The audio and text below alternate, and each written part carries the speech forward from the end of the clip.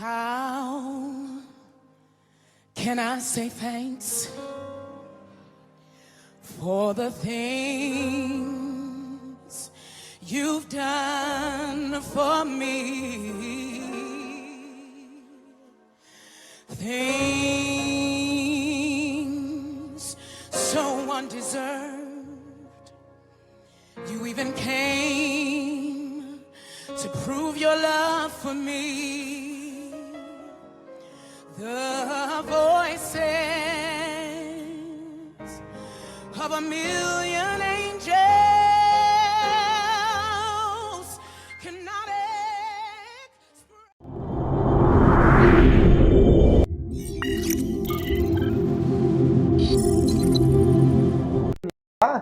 que as pessoas que estão ali, elas não dão saudação. Não, não vou dar saudação hoje não, o Tojo está aí, o Tojo vai pregar, vou dar saudação não. Tem igreja que eu vou e a pessoa vai pregar, a pessoa desiste. Já aconteceu comigo, eu chegar ali só para ouvir, para cultuar, e a pessoa, não, o pastor Tojo está aqui, não vou pregar não, e não pregou. Por quê? Porque existe uma projeção, tá? E essa projeção vai trazer para você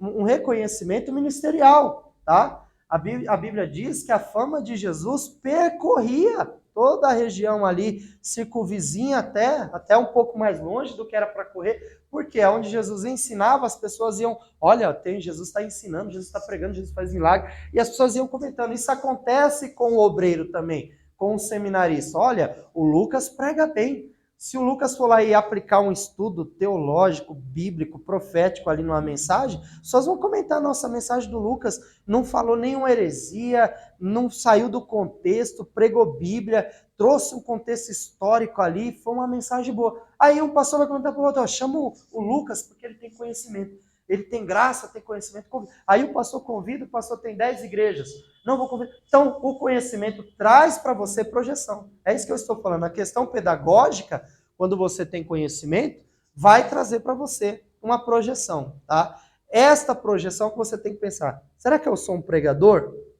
Será que eu sou um professor de escola bíblica dominical? Será que eu sou um pastor, um líder? Será que eu cuido de rebanho? Será que eu sou um professor? Será que eu vou dar aula?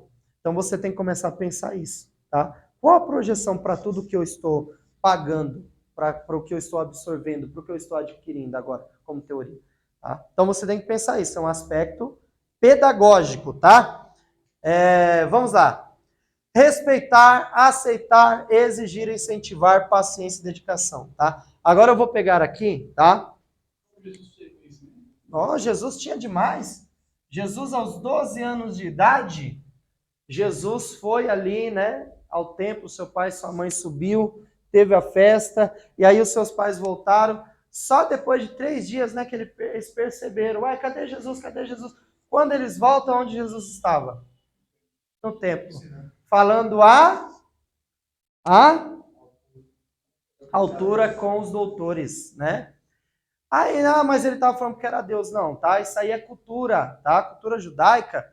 Com 12 anos de idade, por que Jesus foi ao templo? Por que ele estava lá? E ele ficou lá, tá? Porque no dia que Jesus chegou, com 12 anos de idade, ele deveria ser experimentado pelos doutores, tá? Ele deveria ser experimentado. Os doutores iam falar com ele, olha, você conhece a Torá? Ele ia falar, conheço. Gênesis, Êxodo, Levítico, Número, Deuteronômio. Aí eles iam começar a fazer perguntas sobre a lei, sobre Moisés, e Jesus teria que responder, era experimentado. Não era só Jesus, todas as crianças, principalmente os varões com 12 anos de idade, eles eram experimentados, porque com 12 anos, na cultura judaica, atinge a maioridade. Aqui é com 18, né? O varão, o homem faz 18 anos, já tem que ir lá no quartel, né? Jurar bandeira, não sei o quê. 18 anos. Mudou ainda assim? Eu nem sei. Mudou? 18 ainda, né? 18 anos. Lá em Israel é com 12. E com 12 anos é experimentado. Só que quando Jesus chegou para ser experimentado, o conhecimento dele era tão grande que o negócio rendeu. Você já sentou para conversar com alguém que gosta de conversar de Bíblia e você também gosta? Aí você começa a falar um assunto, você vai ficar só 5 minutos.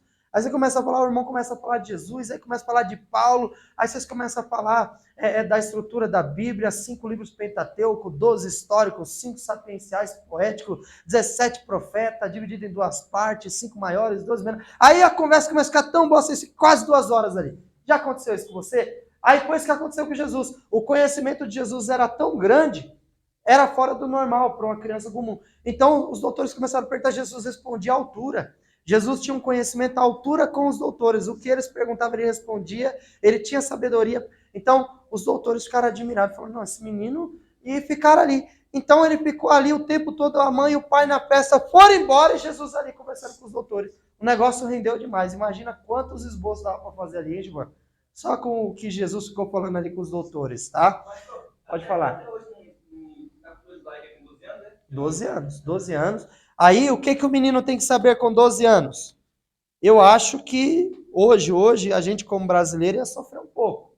Porque com 12 anos, tá? O varão já tem que saber toda a Torá, os 5 livros da Bíblia. Gênesis, Êxodo, Levítico, Número e Deuteronômio. Eu até hoje não consegui decorar, não conseguiria decorar nem quantos capítulos tem os 5 livros juntos. Tá? Por quê? Porque a gente não é assíduo, né? Agora isso para eles é lei. Eles estão lê, relê, relê. E eles vivem, tá? O judeu tradicional, eles vivem a lei até hoje, tá, gente? Eles vivem a lei. Então eles têm que saber esses livros, que é a Torá, tá? A Bíblia hebraica, tá? Tem gente que fala que a Bíblia hebraica é a Torá, tá? A Bíblia hebraica, que é composta apenas pelo Antigo Testamento, é a Taná. Tá? A Taná é a Bíblia que só tem o Antigo Testamento, a Bíblia hebraica. A Torá é um dos compartimentos da Taná. Tá? A Torá é os 5 livros: Gênesis, Êxodo, Levítico, Números, Deuteronômio. Tá? Aí que é importante, tá? O Lucas falou até hoje assim? É, até hoje. Aí o que acontece? Ah, o que acontece? Jesus, nós estávamos falando aí sobre um assunto que a gente não chegou lá, né, que é a leitura de Mateus e a leitura de Marcos. Você tirou da leitura, seu Silvio? Tirou? Então volta lá, Marcos 5:20. Gilvan era Mateus 5:25. Tá? Puder ler aí já. Leu, Gilvan, primeiro? Tá? Aí, será que na época já está falando de pedagogia, negócio de escola, educação? Existia isso aí, pessoal? Nós falamos aqui de Decápolis. O Gilvan falou, né, a palavra deca no grego e polis, né? Deca de 10 e polis de cidade, 10 cidades, tá?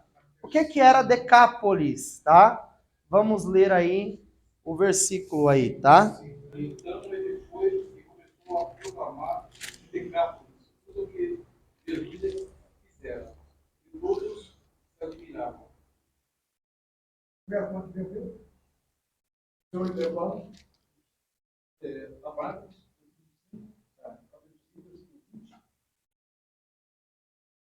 É o versículo 20, isso mesmo. Lê aí. Então ele foi e começou a proclamar em Decápolis tudo o que Jesus lhe fizera. Decápolis, isso aí. No seu tá como, Gilvan? E seguia uma grande multidão da Galileia, de Decápolis, de Jerusalém, da Judéia e da além do Jordão. O que é Decápolis, tá? O que é o Mateus 4:25, não é? Mateus 4:25. O que era Decápolis, tá? O nome já fala, Deca e Polis, é uma palavra grega. O que era Decápolis? Eram 10 cidades gregas dentro da Palestina, tá? Então ali na Palestina, onde estava Jerusalém, haviam 10 cidades gregas lá dentro. Nós, os alunos que pegaram aí a aula que antecedeu a matéria, a disciplina que antecedeu a esta, estudaram o grego bíblico, né? Aí nós vimos ali como que o grego bíblico, o grego koiné, chegou lá para o povo de Israel. Por que se tornou uma linguagem universal? Por que o Novo Testamento foi escrito em grego? O grego se tornou uma língua universal, tá? Aí nós temos que entender o que era Decápolis. Por que a Bíblia faz questão de falar Decápolis, né? A Bíblia não era para falar só das coisas que aconteceram em Jerusalém, dos judeus, da igreja, mas a Bíblia faz uma citação sobre uma cidade chamada Decápolis. Tinha um gadareno, não é isso aí? O que era o gadareno? Ou genezareno, né? Ele era de Genezaré. Isso é geografia bíblica, tá? Dependendo de onde você está, estava em Tiberíades, Genezaré, ou conhecido Gadara também, tá? E aí, isso é geografia bíblica. Quem estudou geografia bíblica viu tudo isso aí, as montanhas, enfim, tá? Vai depender do ponto de vista que você está. Se era Tiberíades, se era Gadara e assim por diante. Só que ali já é específico, tá falando que era em Gadara. Então Jesus pega os discípulos, eles vão até a cidade de Gadara. Quando chega lá, eles vão até o cemitério da cidade. Tem um endemoniado gadareno lá, né? Legiões de demônios, os demônios entram nos porcos e jogam. Aí Jesus liberta. Qual é a mensagem de Jesus para ele? Ele fala assim, eu vou com você, né? Jesus falou, não, vai lá e prega na cidade. Você vai pregar na cidade de Decápolis, não é isso? Ele era morador de Decápolis, mas ficou endemoniado, foi para o cemitério. Aí, qual é a mensagem? Ele tinha que ir para Decápolis. Ele tinha que ir lá e pregar em Decápolis, o gadareno.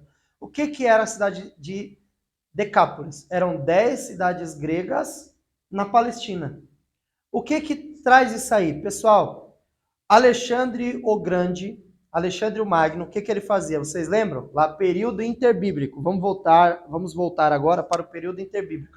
O que Alexandre o Magno fazia? Diferente de todos os outros impérios, quando ele dominou o mundo antigo. A Babilônia matava, o Egito matava, a Síria matava, queimava a cidade, pegava os despojos. Alexandre o Grande muda tudo isso. Ele fala assim, olha, eu ganhei a guerra, agora vocês vão ser subalternos. Eu não vou matar ninguém, não vou levar ninguém escravo. Vocês vão ficar na cidade de vocês, mas vocês vão me pagar impostos e eu vou colocar minha cultura dentro do povo de vocês. Então, o que ele fazia? Colocava a cultura helênica dentro da cidade. Ele dominou Jerusalém, ele dominou a Palestina. Então, o que ele fez? Ele colocou um lugar específico na Palestina para que aquele povo judeu, eles tivessem um lugar para aprender a cultura grega. Então é por isso que você vai encontrar Decápolis na Bíblia, porque Jerusalém também foi dominada no período interbíblico e lá foi introduzida a cultura grega dentro da Palestina. Quando o Império Romano se torna o braço de ferro e domina as nações, todas as nações que Roma dominou já tinham uma cultura grega dentro. A Palestina também tinha. Então lá haviam 10 cidades gregas. E é aí que historiadores, né, tem até um teólogo chamado Mike Pirman também faz um comentário, dizendo que é ali na cidade de Decápolis que possivelmente, não se afirma possivelmente, eles aprendiam o grego chamado koiné, porque eles eram judeus, sim ou não? Eles tinham que aprender em algum lugar, sim ou não? Aonde que eles aprendiam o grego? Aonde que Pedro, Paulo e os demais aprenderam a escrever grego? Aonde? A Bíblia não fala, né? O que a Bíblia não fala, a gente se cala, não é verdade? Mas nós temos que pesquisar, tá? Isso é um pensamento, nós temos que pesquisar. Eles tiveram que aprender, sim ou não? Foi Deus que revelou o grego para eles? Vou revelar grego, o Novo Testamento vai ser escrito em grego, eu vou revelar, o Espírito Santo pegou na mão lá do Paulo e foi escrevendo em grego? Foi assim? Não, teve a inspiração divina, mas a língua era humana. Então, eles tiveram que aprender a escrita, a fala e a gramática e assim por diante. Então, aonde que eles aprenderam, tá? É aí que historiadores vão dizer que possivelmente teria sido na escola que estava em Decápolis, tá? Estamos falando de escola, de educação, pedagogia, aspecto pedagógico de um pedagogo, de um professor, tá? Então, Decápolis era um lugar que sim, havia ali uma escola que ensinava o grego koiné. Então, tinha escola em Jerusalém? Tinha escola na Palestina? Sim ou não? Tinha. Já intercâmbio transcultural, né? Só que os judeus? E os judeus? Tinha escola, sim ou não? Hã? Tinha escola, sim ou não? O judeu sempre foi bem instruído, né? E aí, tinha escola, sim ou não, seu Silvio? Hã? Tinha escola, sim ou não? Aonde era a escola dos judeus? Agora complicou, hein?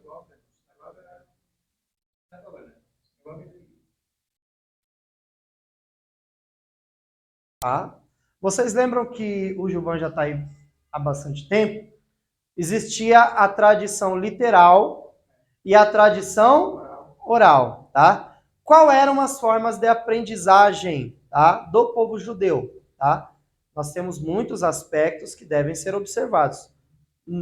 Depois de julho, tá, vai entrar as férias, vai ser só 15 dias, né? O pessoal fala férias, férias não, né? É um descanso, né? Vai ficar o quê? 2 aulas sem vir, 2 aulas, aí já volta, né? Pós-férias de 15 dias.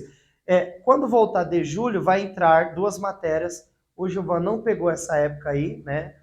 Isso é um material novo que vem junto agora, porque nós tínhamos hebraico 1 e 2, né?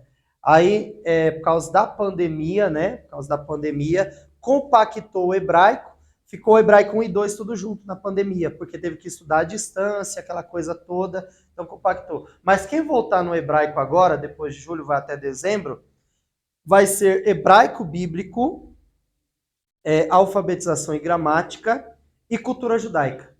Porque a cultura judaica está 100% ligada à escrita hebraica, e a escrita hebraica está influenciada pela cultura judaica. Então vocês vão aprender cultura judaica e hebraico. Na quarta-feira, hebraico, e na sexta-feira, cultura judaica. Ou vice-versa, na quarta-feira, cultura judaica, e na sexta, hebraico bíblico. O hebraico é eu que vou ministrar. Então é bem certo que o professor que vai aplicar cultura judaica vai ser o Wellington. Se nós vamos decidir isso ainda, se não, o Wellington vai dar hebraico bíblico e eu cultura judaica. A gente ainda está em dúvida nesse aspecto aí, mas vai ser a próxima matéria. Vocês irão aprender muita coisa. O Wellington, ele ministra. Agora, eu não sei a forma que ele aplica, mas tem um material da faculdade que ele aplica sempre dentro do material. Pode falar. Nós temos geografia bíblica, matéria muito rica. Você pega o nome das montanhas, a montanha de Golã, inclusive o aspecto da geografia bíblica acaba passando refletido em outras matérias, né, Gilvan? Por exemplo, a arqueologia bíblica. Geografia bíblica, quando nós falamos ali da Galileia, por exemplo, das montanhas de Golã, acabamos falando do aspecto geográfico, tá? Então, assim, todas as matérias, você acaba vendo um reflexo delas dentro de outras matérias, tá? Por exemplo, o Gilvan está aqui, ele já ouviu falar de arqueologia dentro de escatologia. Ele já ouviu falar de escatologia dentro de bibliologia. Então, todas as matérias vai ter reflexos dentro de outras matérias, tá? A pessoa fazer o curso à distância também? Consegue, né? Consegue também, consegue.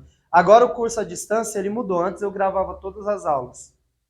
Justo por causa do problema que eu falei dos professores. Os professores não conseguem mais ter a dedicação de ler o livro para aplicar isso na sala. Então eu não tenho por que gravar um professor que não vai aplicar o material da faculdade. Já gravei, falei, mas você não aplica o material, sentei alguns, a gente despediu, né? Mandou embora, enfim. Não dá, tem que seguir a cartilha. Porque o governo exige, o professor dá. Por que a faculdade exige o professor não? A gente paga. Nem o professor aqui dá aula de graça não, gente. O professor chega aqui, ele é pago para dar aula. Eu pago para o professor dar aula, você paga para o professor ministrar aula, e eu falo isso em todas as turmas. O aluno, você como aluno, tem a obrigação. Eu não disse que se você quiser. Eu disse que você tem a obrigação de perguntar para o professor. Não, mas está escrito aonde? A Bíblia falou, mas está onde? Você tem o direito, obrigação de fazer a pergunta para o professor, porque é você que está aprendendo e você está pagando, e o professor que está aqui está sendo pago para ensinar. Ele tem que saber. Principalmente, eu falo isso para os alunos. Leia o livro. Tá? Eu falo isso para todos os alunos. Quando eu estudava teologia, seminário teológico, isso quando eu comecei o básico, era do setor 50, era a ITAD, Instituto de Educação Teológica das Assembleias de Deus, na época, 18 anos atrás, eu não tinha tempo para estudar, trabalhava de ajudante de pedreiro, seu Silvio, ia lá para Diadema, Campanário, de Parelheiros é longe, quem sabe onde é Campanário sabe o que eu estou falando, tinha que ir para lá, descia lá, pegava o trólebus e ia embora. Como é que eu estudava? Eu ia dentro do ônibus, colocava o livro aqui, ó, a mochila aqui, colocava o livro em cima, segurava aqui, ó, ia lendo. Quando chegava lá em Diadema, eu já tinha lido umas 30 páginas do livro. Quando voltava, a mesma coisa. E era o tempo que eu tinha para estudar, era o tempo que eu estava dentro do ônibus. Porque no ônibus você faz o quê? Hoje você liga um fone lá, ou fica assistindo um vídeo no YouTube ou jogando no celular. Isso que as pessoas fazem. Quem tem uma dedicação no estudo, aproveita para ler. Quantas vezes você entrou num trem e viu alguém lendo um livro? Você não vê? Porque aquela pessoa está aproveitando aquele tempo que ela vai demorar para chegar em algum lugar e ela está ganhando tempo para o estudo na vida dela. Então, você estuda, você tem que ler o livro, pessoal. Entenda isso, você como aluno tem que ler esse livro. Que quando o professor vier aqui, ó, mas espera aí, isso que o senhor está falando está em que página? Está onde isso aí que você está falando? Mas isso aí está na Bíblia? Não, mas espera aí, aqui está falando isso e isso. O senhor falou algo contraditório aí. Pode explicar? Você tem que fazer isso, gente. O aluno de teologia tem que ler o livro, tá? Procure um dicionário. Pegue a Bíblia. Tem referência de texto bíblico? Eu falei para o Gilvan aqui, ó, eu só pego bomba. Eu só pego bomba. Teologia sacerdotal, meu Deus do céu. Com teologia sacerdotal dá para sair correndo aqui na classe. Cada aula dá para ter umas 10 pregações dentro da aula, porque é uma matéria rica de texto bíblico. Aí o pessoal deixa para mim português, sociologia, a filosofia, quem deu da última vez aqui foi quem? Terminou filosofia. Aí teve filosofia do direito teológica. Aí eu peguei também, só que filosofia teológica, a gente conseguiu aquele material lá, tinha muito texto, foi muito boa, foi maravilhosa a aula. Aí agora pedagogia, gente. Dar aula de pedagogia não é fácil, não. Se chegar um professor que ficar falando assim aqui para vocês, ó, pedagogia é a teoria e a prática daquilo que você aprende em meio ao âmbito social. Você, como um cidadão em meio à sociedade, desenvolve um padrão que se enquadra no meio da filosofia ante a sociedade para o aprendizado no dia a dia do seu cotidiano. Já pensou se eu ficasse dando aula aqui assim? Na segunda aula você já não via mais. Meu Deus, que aula chata, maçante, não é? Então, até para dar aula de pedagogia tem que ter graça. Por isso que eu falo, os pessoal só deixa a bomba para mim. Mas no final dá tudo certo, tá, pessoal? Então, olha, eu vou falar aqui agora. Na verdade, eu não vou falar, vou anotar. Nós vamos fazer uma pausa, que eu vou comer ali alguma coisa também, tô com fome.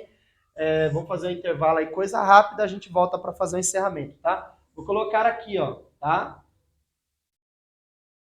Professor, tá? Agora eu vou falar 100% do professor, tá? Essas características, você como professor para com um aluno, tá? Então nós vamos fazer uma pausa e a gente volta para cá, tá? Falando aí de Gamaliel. Nós vamos falar das sinagogas, tá? Vamos concluir aqui, a gente não fechou, né? O irmão fez uma pergunta, a gente entrou em outro tema e não concluímos, né?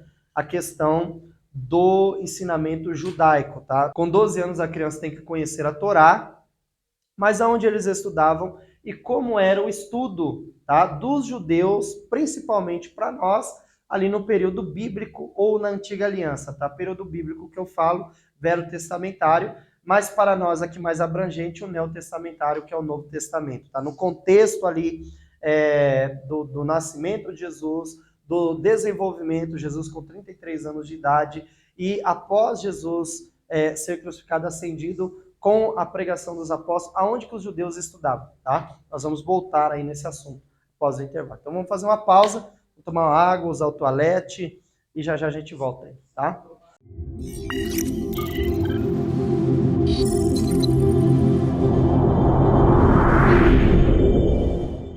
How can I say thanks for the things you've done for me? Things so undeserved. You even came to prove your love for me. The voices of a million